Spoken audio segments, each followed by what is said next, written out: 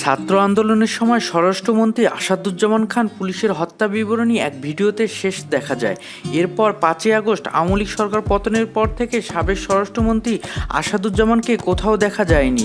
তার ছেলে ধরা পড়লেও আসাদুজ্জামান খান কামাল রয়েছেন পলাতক।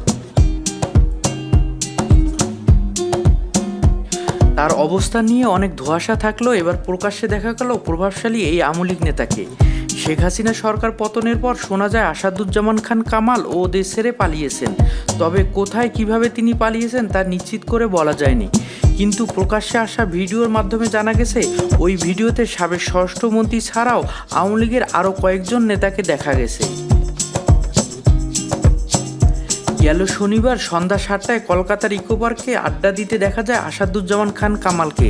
তার মুখ ভর্তি সাদা দাড়ি দেখে বোঝার উপায় নেই স্বৈরাচার শাসকের দোসর এই স্বরাষ্ট্রমন্ত্রীর নির্দেশে চালানো হয় গুলি।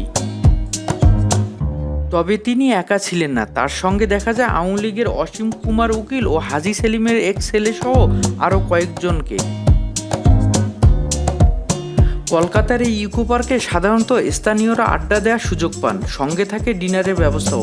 নিরাপদভাবে সেখানে বসে আড্ডা দিচ্ছিলেন সাবেক স্বরাষ্ট্রমন্ত্রী।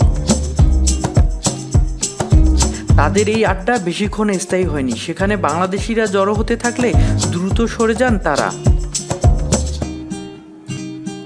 অবশ্য আগেই বাংলাদেশি টিভি চ্যানেলের ক্যামেরায় ধরা পড়েন এই নেতা।